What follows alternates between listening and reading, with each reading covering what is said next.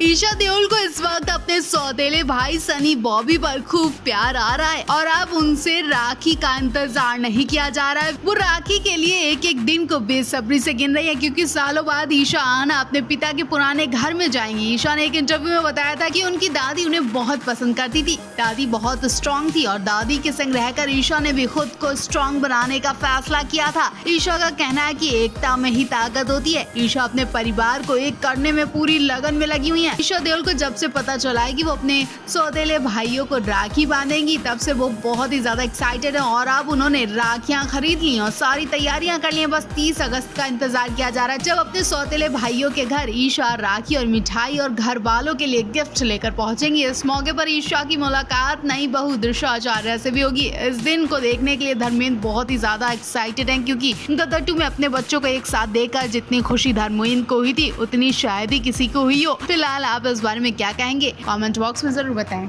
जिसके घर का फंक्शन उसी के चेहरे पर मायूसी हो तो सवाल तो पूछे ही जाएंगे। जी हाँ, ऐसा ही कुछ ईशा देओल की शादी वाले दिन हेमा मालिनी और धर्मेंद्र का हाल हुआ था। दरवाजे पर बाराती और धर्मेंद्र हेमा दोनों की हालत खराब हो रही थी कि अब क्या होगा। काम में हाथ तो चल रहे थे लेकिन मन और आत्मा काम नहीं कर रही थी क्योंकि दोनों को जिस बात का डर था वही हुआ। हेमा, धर्मेंद्र और ईशा को सनी बॉबी का इंतजार था। तीनों बार बार दरवाजे पर नजरें डाल रहे थे कि सनी बॉबी अब आएंगे, लेकिन ये इंतजार ही रह गया। सनी बॉबी अपनी सौतेली बहन ईशा देओल की शादी में शामिल नहीं हुए थे। धर्मेंद्र हेमा दोनों से मीडिया ने सवाल पूछे कि सनी बॉबी क्यों नहीं आए। पहले से ही परिवार की टेंशन से परेशान थे धर्मेंद्र की गुस्सा उन्होंने मीडिया पर उतार दिया और भड़कते हुए बोले कि तुम अपने काम से मतलब रखो, ज्यादा इंटरफेयर करने की जरूरत नहीं है। ये सब धर्मेंद्र ने फ्रस्ट्रेट होकर बोला क्योंकि वो परिवार की टेंशन में परेशान थे और मीडिया में तमाम खबरें बन रही थी।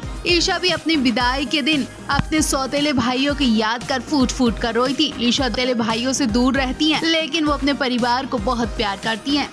हर कोई हैरान है कि आखिर हेमा मालिनी गदर 2 देखने कैसे पहुंच गई। वो तो अपने ससुराल के लोगों से 10 कदम दूर रहती हैं। हालांकि हेमा और प्रकाश कौर का बंगला बहुत पास है, लेकिन दोनों ने आज तक किसी का चेहरा तक नहीं देखा। ना दोनों एक दूसरे के फंक्शन में शामिल होती हैं और ना ही दोनों एक दूसरे के बच्चों में दिलचस्पी लेती हैं। दोनों का रिश्ता इतना है कि धर्मेंद्र की जितनी चहती हेमा मालिनी है उतनी ही प्रकाश कौर। धर्मेंद्र की वजह से ही दोनों का नाम एक साथ लिया जाता है, वरना हेमा मालिनी को करण देओल की शादी का कार्ड भी मिला और धर्मेंद्र ने भी हेमा से शादी में चलने को बोला था, लेकिन हेमा प्रकाश को दुख नहीं पहुंचाना चाहती थी, इसलिए वो इस शादी में शामिल नहीं हुई। अब सनी देओल की फिल्म देखने कैसे चली गयी? क्या फिर से हेमा से किसी ने रिक्वेस्ट की या फिर धर्मेंद्र ने उन्हें कहा था? या दुनिया के सवालों से बचने के लिए हेमा गदर 2 देखने पहुंची? क्योंकि अगर हेमा गदर 2 देखने नहीं चाहती तब भी सवाल तैयार था। पूरा देश गदर 2 का दीवाना दिखा, लेकिन हेमा सनी की वजह से ये फिल्म देख नहीं पाई। शायद इसी सवाल से बचने के लिए हेमा मालिनी को गदर 2 देखने जाना पड़ा और सौतेले बेटे सनी देओल की तारीफ भी करनी पड़ी।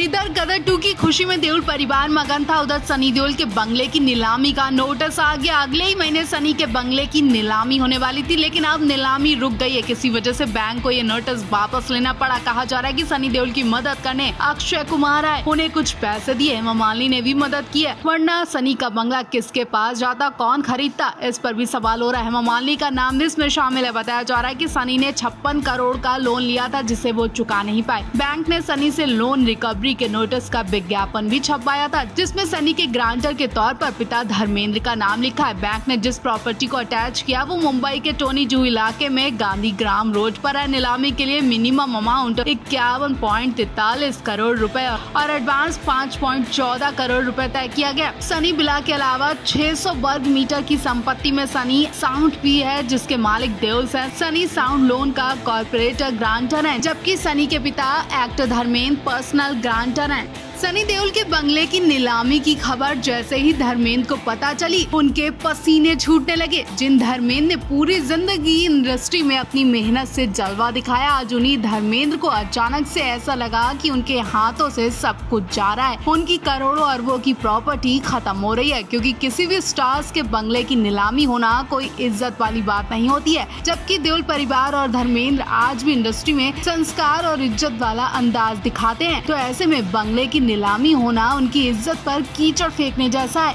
और जब लोगों को पता चला कि सनी ने पैसों की तंगी में आकर 56 करोड़ का लोन लिया तो उनका बंगला नीलाम हुआ, तो धर्मेंद्र शर्म से चूर चूर हो गए। सोच कर उनकी हालत खराब होने लगी। हेमा मालिनी से भी धर्मेंद्र का दुख देखा नहीं जा रहा। वो अचानक तो सनी देओल की मदद नहीं कर सकती थी, या तो वो सनी देओल के बंगले को नीलामी से रुकवाती या फिर बंगले को खुद खरीदती, जिससे बंगला देओल परिवार का तो रहता। हेमा मालिनी के मन में ऐसा ख्याल आया कि वो उस बंगले को खरीद लें, लेकिन धर्मेंद्र के परिवार को बुरा लग सकता है, इसलिए उन्होंने कुछ मदद करके बंगले की नीलामी रुकवा दी।